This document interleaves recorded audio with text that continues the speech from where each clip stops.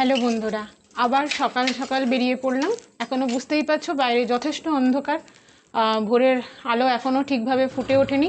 বেরিয়ে পড়লাম আমাদের নতুন জার্নির উদ্দেশ্যে। এই পর্বের জার্নি শুরু হলো।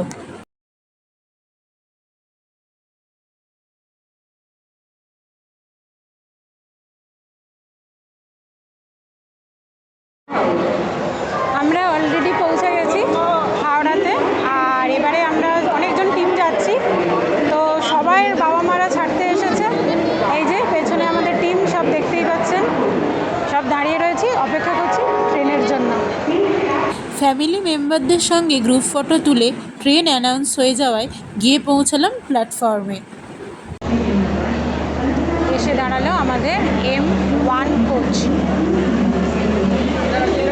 নির্দিষ্ট জায়গায় লাগেজ রেখে ফ্যামিলিদের সঙ্গে ছবি তুলে আবার তাদের বিদায় জানানোর পালা।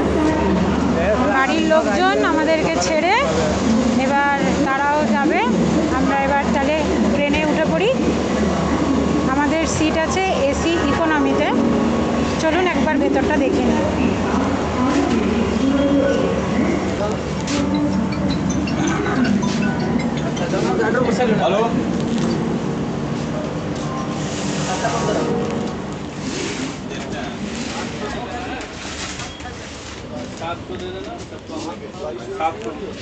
এসি ইকোনমি ক্লাস, আমাদের সিট রয়েছে 11-12তে।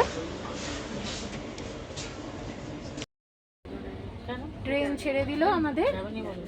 টিমমেটরা ছড়িয়ে থাকার জন্য একটু পরে আমরা তাদের সঙ্গে দেখা করতে যাব।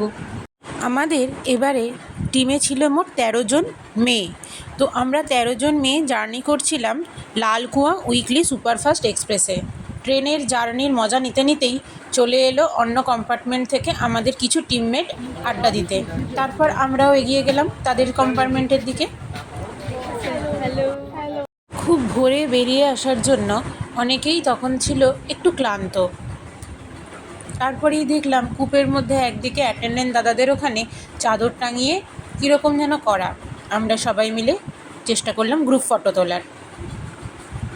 তারপর বাথরুমের দিকে গিয়ে ইকোনমি ক্লাসের যে স্পেশালিটি সেটা পেলাম। নর্মালি ইকোনমি ক্লাসে জলের সিস্টেমটা পা দিয়ে প্রেস করলেই পড়ে, সেটা আমি এখানে টয়লেটে পেলাম, কিন্তু বেসিনে নয়।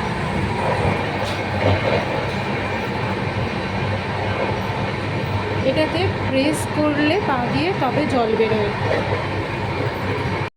তারপর বাইরে বেসিনে এসে দেখলাম যে এখানে কিন্তু নর্মাল সিস্টেমই রয়েছে, অন্তত এই ট্রেনে রয়েছে। টিমমেটরা ছড়িয়ে ছিটিয়ে থাকায় আমাদের কম্পার্টমেন্টে আমরা ছিলাম মাত্র 4 জন, সেটাও ছড়িয়ে ছিটিয়ে। ট্রেন চলতে লাগলো, দুপুরের খাওয়ার টাইম চলে এলো। আমি মোটামুটি ক্যারি করছিলাম, আমার সঙ্গে ছিল সুবর্ণা। আমি খাচ্ছি দই চিড়ে, আর আমার সঙ্গে যে রয়েছে সে খাচ্ছে চাউমিন। দেখতে দেখতে ট্রেন এগিয়ে চলল কোডারমা, যেখানে আমরা জানি যে প্রচুর অভ্র পাওয়া যায়, অর্থাৎ অভ্রের আকরিক পাওয়া যায়। সেই স্থানও আমরা পেরিয়ে গেলাম। দুপুরে একটু জিরিয়ে নিলাম। দেখলাম বাইরে ফুটেছে প্রচুর কাশফুল। ঠিক পুজো আসার প্রাক মুহূর্ত। নদী পথ পেরিয়ে আমাদের ট্রেন এগিয়ে চলল। তারপরে রাত্রের দিকে ঢুকলো বারাণসীতে অনেকেই নামলো। আর এই টোটাল জার্নিতে আমাদের কূপে অনেকের সঙ্গে বেশ পরিচয় হয়ে গেল। বিশেষ করে আমাদের বার্থের সঙ্গেই ছিল অদ্রিজা বলে একটি ছোট্ট মেয়ে। তার বাবা আর্মিতে কাজ করেন এবং তার দাদার সঙ্গে সে জার্নি করছিল।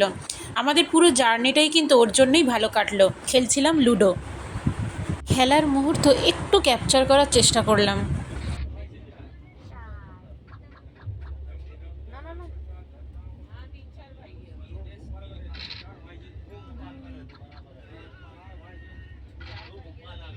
পরের দিকে ওখান থেকে আবার টিমমেটরা এসেছিলো আড্ডা দিতে। রাত্রে মোমো খেয়ে শুয়ে পড়লাম। ভোরবেলা ঘুম ভাঙলো।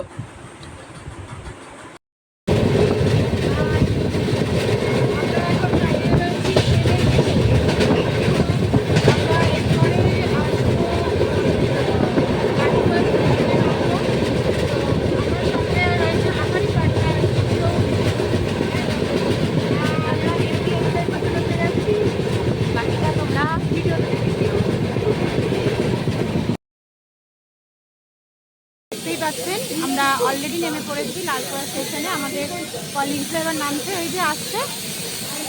সবাই এলে একটা গ্রুপ ছবি তুলে আমরা এগোবো। এবার আমরা স্টেশনের বাইরের দিকে চলে যাচ্ছি। আমরা আগে একটু ফ্রেশ হয়ে নেব অ্যান্ড দেন পরবর্তী যে স্টেপস রয়েছে আমরা চলে যাব আমাদের কিছু থাম বা আদার সাইট সিনের দিকে। আমরা চলে এলাম ওয়েটিং রুমের কাছে। আমরা ঢুকবো, এখানে আগে একটু ফ্রেশ হয়ে নেব। প্রচুর বাঙালিদের ভিড়, সেই বিদেশে বাঙালি আগমনের মতন অবস্থা।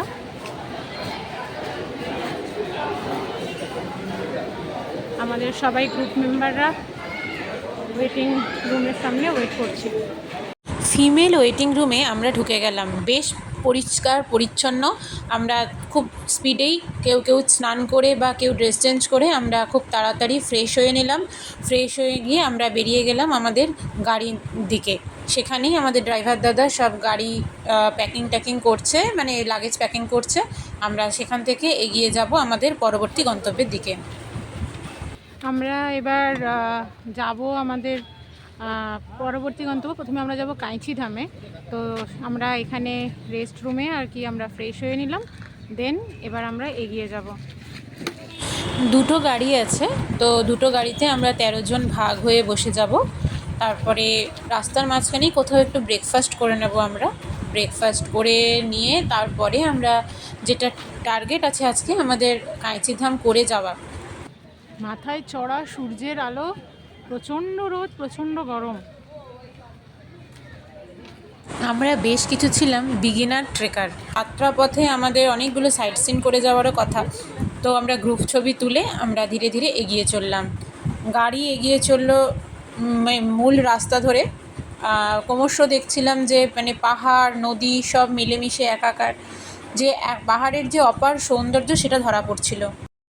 এই মুহূর্তে আমরা দাঁড়িয়েছি আমাদের ব্রেকফাস্ট করার জন্য একদম পাহাড়ের কোলে। কি সুন্দর জায়গাটা, তো সেই জন্য আমরা এখানে দাঁড়িয়েছি। আমাদের গাড়ি এই যে এক সাইডে রয়েছে।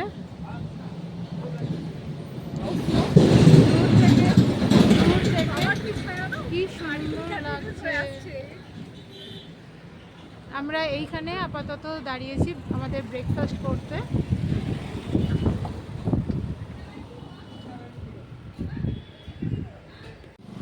পাহাড়ের কাছে যেন একেবারেই আমরা ভীষণ তুচ্ছ, ভীষণ ছোট।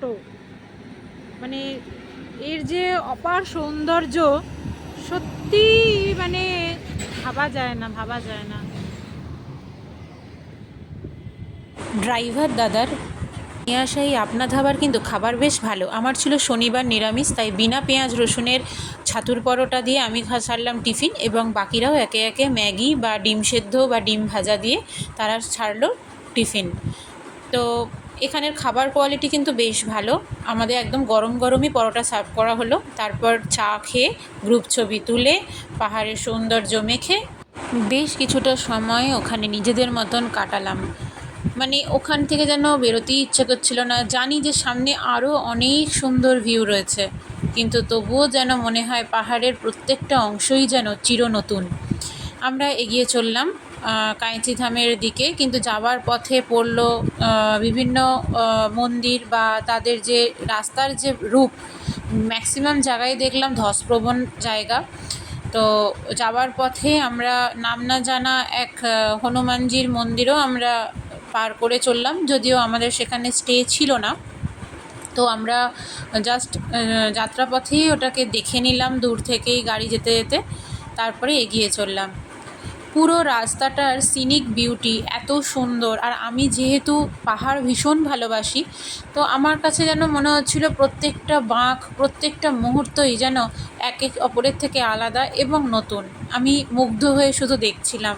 বহুদিন পরে বেরোলাম, তার সঙ্গে নতুনভাবে ট্রেক করার একটা আনন্দ, পাহাড়ের সেই মেঘ কুয়াশা, তারপরে তার হালকা ঠান্ডা হালকা গরম একটা নাতিশীতোষ্ণ ওয়েদার, সব মিলিয়েই আমার অন্তত ছিল মানে উৎসাহ তুঙ্গে। আমার টিমমেটরাও ছিল ভীষণভাবেই উৎসাহী, তারাও বিভিন্নভাবেই ছবি তুলছিল বা গল্প করছিল। আমাদের গাড়ি এগিয়ে চললো কাঁইচিধামের দিকে। পুরো পার্কিং ভর্তি, সাথে লম্বা লাইন। সেদিন ছিল শনিবার, এমনিতেই মঙ্গল শনি হনুমানজির মন্দিরে প্রচণ্ড ভিড় হয়, তো এখানেও ছিল বেশ ভিড়। তো বাবাকে স্মরণ করেই আমরা শ্রদ্ধা জানিয়েই স্থির করলাম যে আমরা সেদিনকে আর ওখানে নামবো না, কারণ আমাদের রাত্রেবেলা পৌঁছতে হতো পিথোরাগড়ে। তো তার আগে আমাদের টার্গেট ছিল কাঁইচি ধাম এবং যাজ্ঞেশ্বর ধাম হয়ে আমরা পিথোরাগড়ে রাত্রিতে থাকবো। কিন্তু এখানে যে পরিমাণে ভিড় ছিল এবং লাইন ছিল, তাতে আমাদের সেই সময় সংকুলনটি হতো না। আর হয়তো আমি মনে করি হয়তো বাবা সেদিন চানওনি যে আমরা তার দর্শন করি। নিমকররি বাবা আমি মনে করি ভীষণ জাগ্রত, ওনার ইচ্ছার বিরুদ্ধে কোনো কিছুই হয় না। তো ভগবানের প্রতি অগাধ আস্থা আছে, তো সেই জায়গা থেকে দাঁড়িয়েই ভগবান যদি না চান তো কোনো কিছুই হয় না, আবার ভগবান চাইলে সব কিছুই হয়। তো কাঁইচি ধামে আমরা ঢুকতে পারলাম না, আমাদের গাড়ি এগোনোরও রাস্তা ছিল না। বেসিক্যালি সেদিন প্রচণ্ড অল্প অল্প করেই গাড়ি এগিয়েছিল। তো রাস্তাপথে প্রচুর পরিমাণে নদী ঝর্ণা সব দেখতে দেখতেই আমরা গিয়ে দাঁড়ালাম একটা নির্দিষ্ট জায়গায়, যেখানে আমাদের পিছনের গাড়িটাও যেহেতু পিছিয়ে পড়েছিল, তো সেই জন্য আমরা একটা জায়গায় দাঁড়ালাম। পাশ দিয়ে বয়ে চলেছে খরস্রোতা নদী। নদীতে কিছু মানুষের আনাগোনা দেখে মনে পড়ে যায় কলেজ লাইফে এক্সকারশনের সময় যোশীমঠ উত্তরকাশীর সেই দিনগুলো। আমরাও নেমেছিলাম নদীতে, কিন্তু বর্তমানে পরিস্থিতি খারাপ, কখন কি হরকা বান আসে বা কখন কি বিপদ আপদ ঘটে কেউ তো বলতে পারে না। তাই আনন্দ করতে হয় যথেষ্ট সাবধানতা অবলম্বন করেই। তো যাত্রাপথে আমরা এত সুন্দর সিনিক বিউটি দেখতে পাচ্ছিলাম, মনে হচ্ছিল মানে ক্যামেরা আর অফই করা যাবে না। যদিও মোবাইলে গাড়ির উল্টো দিকটাতে বসে যতটা সম্ভব পারা যায় ভিডিও করার চেষ্টা করেছি। তো চোখের যে সৌন্দর্য, অর্থাৎ চোখে দেখা যে সৌন্দর্য, তার কিন্তু কোনো বিকল্প হয় না। যাই হোক, ড্রাইভার দাদা আমাদের একটা ভালো জায়গায় দাঁড় করালেন। একটুখানি আমরা দাঁড়িয়ে পড়লাম, আমাদের পিছনের গাড়িটাও আসতে দেরি আছে। চুপচাপ থাকলেই নদীর আওয়াজটাই বোঝা যায় যে কতটা শান্তির জায়গা।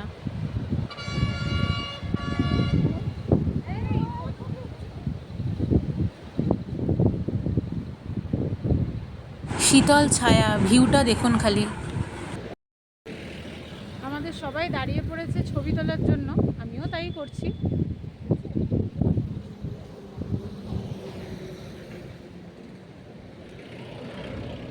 আমাদের দাদা, ড্রাইভার দাদা উপরে উঠে একটু জিনিসপত্রগুলো আরেকবার দেখে নিচ্ছে ঠিকঠাক লাগানো আছে কিনা। এই সুন্দর জায়গাটিতে ড্রাইভার দাদাদেরকে নিয়ে গ্রুপ ছবি তুলে ফিরে চললাম। যদিও যেতে ইচ্ছা করছিল না, জোর করে তুললো আমায় গাড়িতে। নেহা আমাদের যে গ্রুপ লিডার, ওই জোর করে তুললো। গোটা রাস্তাটাতেই ধসের চিহ্ন রয়েছে, বোঝাই যাচ্ছে যে খুব রিসেন্ট বেশ কিছু জায়গায় ধস হয়েছে, রাস্তা পরিষ্কার করা হয়েছে। তবে সার দেয়া পাইন বনের সারি বা পাহাড়ি গাছের সারি, তার সঙ্গে মোড়ে মোড়ে বাঁক, মেঘ আর রোদের খেলা, প্রত্যেকটা জিনিসই যেন পাহাড়ি রাস্তাকে তার নিজস্ব সৌন্দর্যে মানে সুন্দর করে তোলে। ভালো লাগছিল, বেশ মনের মধ্যে বইছিল ফুরফুরে গান, গাড়িতেও বাজছিল বেশ ভালো গান। তো তার সঙ্গে সবার মিলে আড্ডা। আর সত্যি বলতে কি, আমরা এই 13 জনের মধ্যে হয়তো একে অপরকে 1-2 জন চিনতাম, কিন্তু কেউ কাউকে চিনতাম না। আমাদের এই যাত্রাপথেই একে অপরের সঙ্গে প্রথম পরিচয়, এবং খুব সহজেই আমরা এত সুন্দর মিশে গিয়েছিলাম, মনে হচ্ছিল আমাদের বাইরে এসে আমরা আরেকটি ফ্যামিলি পেয়েছি। হ্যাঁ, ট্রেক করতে যাওয়া বা বেড়াতে যাওয়া মানে একটা এক্সটেন্ডেড ফ্যামিলি তৈরি হওয়া। আমরা ধীরে ধীরে এগিয়ে চললাম। যেহেতু কাঁইচিধাম হলো না, ফেরার দিন ছিল চিটাইগুলো মন্দির কভার করার কথা, কিন্তু আমরা সেদিনই চিটাইগুলো মন্দিরের দিকেই রওনা দিলাম। পৌঁছে গেলাম চিটাইগুলো মন্দিরে। গাড়িকে এক সাইডে রেখে আমরা এগিয়ে যাব মন্দিরের দিকে। চিটাইগুলো দেবতাকে বলা হয় ন্যায়ের দেবতা। এখানে অনেক রকম মান্যতা রয়েছে। চলুন যেতে যেতে গল্পগুলো শুনে নেব।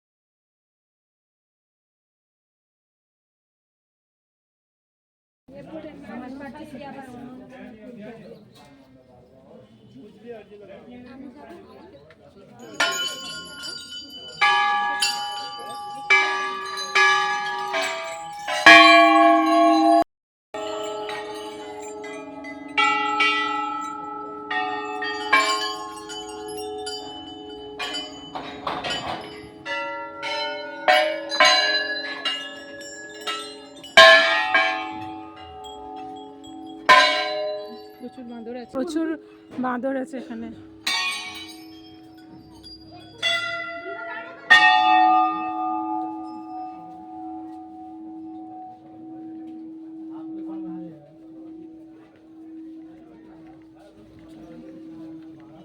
कहाँ लग गया बात?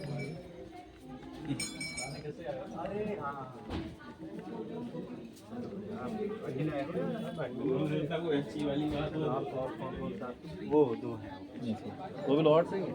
हाँ लोअर से। কথিত আছে এখানে মানুষের মনের যে ইচ্ছা থাকে সেগুলো দেওয়ার জন্য অনেকে চিঠি লিখে কিংবা কোর্টের কাগজ ঝুলিয়ে কিংবা ঘন্টা বেঁধে তাদের আর্জি এখানে জানিয়ে যান। খুব জাগ্রত বলেই পরিচিত। দেখতেই পাচ্ছেন প্রত্যেকটা অঞ্চলেই কিন্তু বেশ ভালোভাবেই ঘন্টা বাঁধা, এবং এত পরিমাণে ঘন্টা যেটা ভাবাই যায় না। কাতারে কাতারে মানুষ আছেন এখানে, দেখতে পাচ্ছেন কোর্টের কাগজ পর্যন্ত দেওয়া আছে। কেউ কিন্তু এগুলোকে খুলেও দেখে না, তার কারণ এখানে তার ব্যক্তিগত যে জিনিস সেটি প্রিজার্ভ হয়। সব থেকে বড় ঘন্টা এগুলো দেখতেই পাচ্ছেন, অনেকদিন আগে দিয়েছিল। এরকম 3টে বড় বড় ঘন্টা আছে।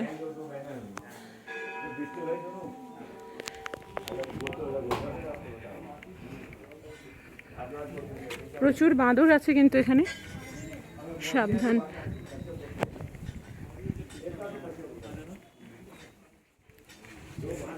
এই মন্দিরে দেখা যায় শত সহস্র বিভিন্ন রকমের অদ্ভুত টাইপের প্রচুর ঘণ্টার সমারোহ।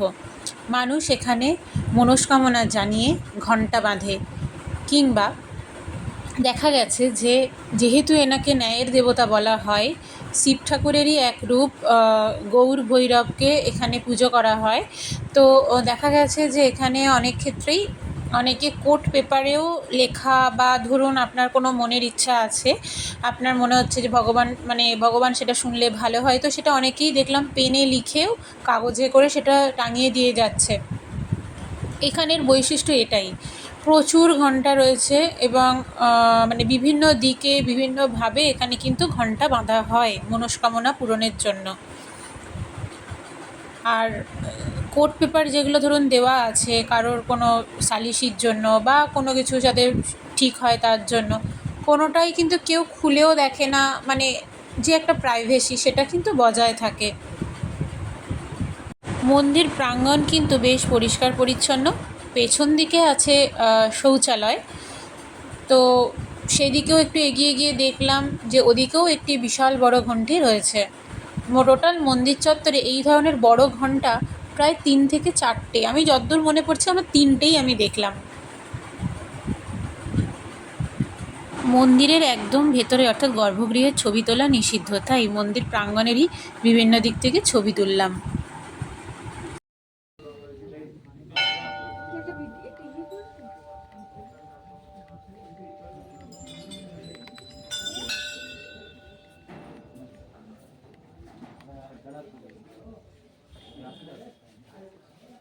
বেরোনোর পথে দেখলাম অপারেশন মুক্তি বলে একটি সাইনবোর্ড রয়েছে। দাঁড়িয়ে জিজ্ঞেস করে জানতে পারলাম এখানের উত্তরাখণ্ড পুলিশ যে পথ শিশু যারা রয়েছে তাদেরকেই মেন স্ট্রিমিং অর্থাৎ স্কুলে ভর্তি করানোর জন্য যে প্রচেষ্টা চালিয়েছে তারই নাম অপারেশন মুক্তি। এরপরে আমরা চলে এলাম আপনা ধাবাতে, তো সেখানটাতেই আমরা সেদিনের লাঞ্চ সেরে নিলাম। আমার ছিল নিরামিষ, তো আমার বিনা পেঁয়াজ রসুনের খাবারই সেদিন সারাদিন চললো। আমাদের গাড়ির টায়ার সারানো হবে, তাই আমরা সবাই নেমে পড়েছি।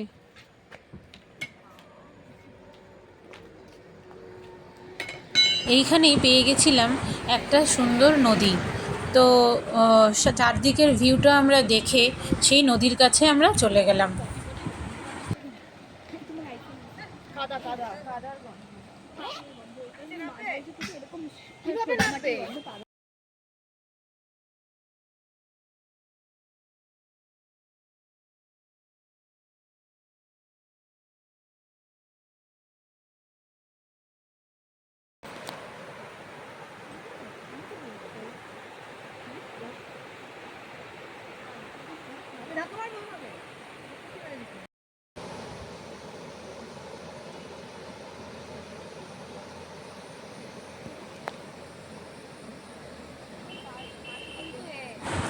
দিয়ে কোনো একটা নদীর নাম বলেছিল স্থানীয় গ্রামবাসী, কিন্তু সেটি আর মনে নেই।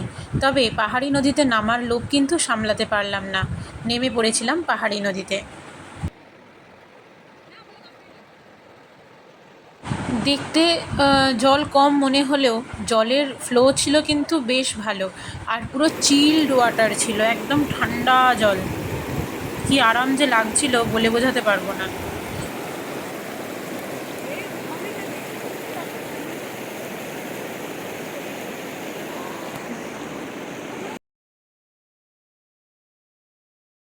আমরা আমাদের গাড়ির টায়ার সারাতে সারাতে এসে গেছিলাম একটু নদীর ধারে। তো নদী থেকে উঠে এলাম, বেশ কিছু ভিডিও শ্যুটও হলো। নদীর ধারটা কিন্তু বেশ সুন্দর, একটু নিরিবিলিতে সময় কাটানোর আদর্শ জায়গা। এবার আমরা আবার ফিরে যাচ্ছি, আমাদের টায়ারও সারানো হয়ে গিয়েছে। বেশ সুন্দর জায়গাটা।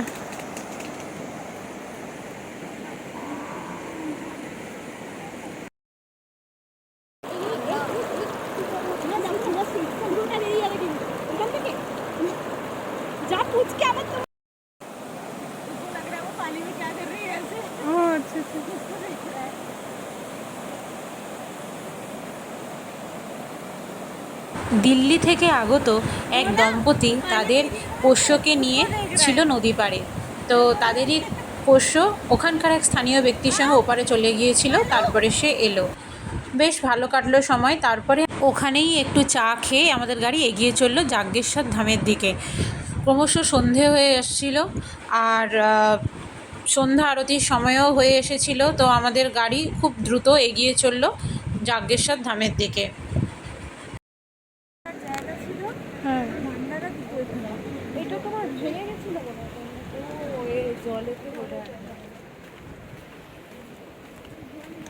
আমরা নেমে পড়েছি যাজ্ঞেশ্বর ধাম যাওয়ার জন্য।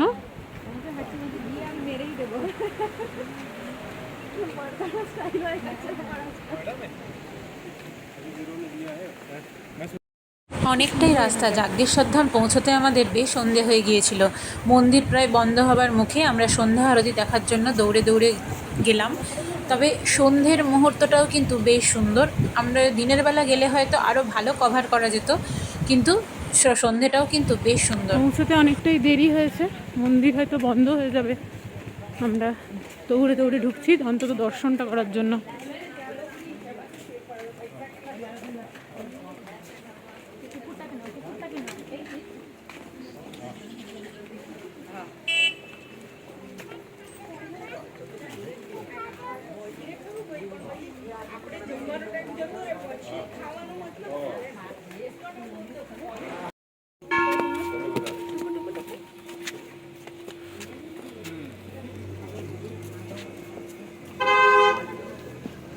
এখানে ছোট বড় অনেক মন্দির রয়েছে।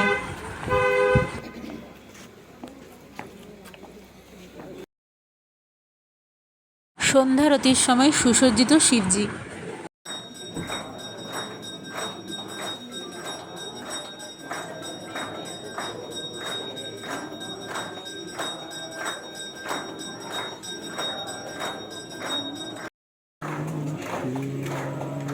बढ़िया टाइम पे आ गए थे।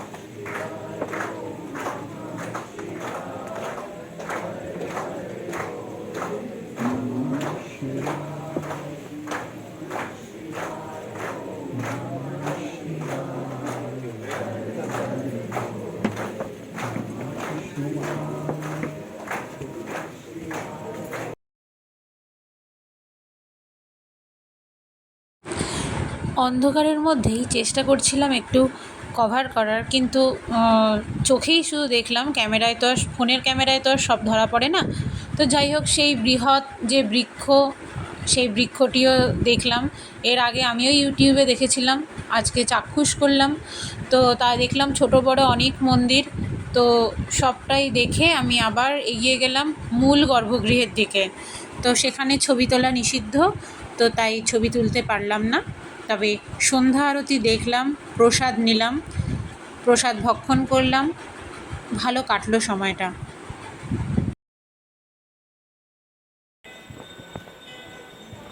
এখানে হবন কুণ্ড, ছোট ছোট অনেক মন্দিরেরই এখানে রয়েছে।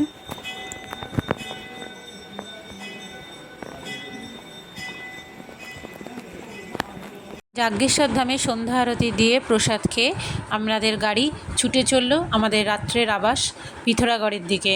যথেষ্ট অন্ধকার হয়ে গিয়েছিল, পাহাড়ি রাস্তা, দূরে গ্রামের বাড়িগুলি জ্বলজ্বল করছিল, টিমটিম করে যেমন দূরে আলো জ্বলে সেরকম। তো তার মধ্যে দিয়ে আমাদের গাড়ি এগিয়ে চলল পিথোরাগড়ে আমাদের আস্তানা জয়নার প্যালেসের দিকে। পৌঁছলাম জয়নার প্যালেস, রাত্রি 10:30 বাজে। কাল সকালে দেখা হবে। এখন গিয়ে লাগেজ আনপ্যাক হবে, খাওয়া দাওয়া হবে, তারপরে পৌঁছে গরম গরম খাবার খেয়ে সেদিনের মতন ঘুম। দেখা হচ্ছে পরের পর্বে। ভালো লাগলে চ্যানেলটি like, comment, share, subscribe please.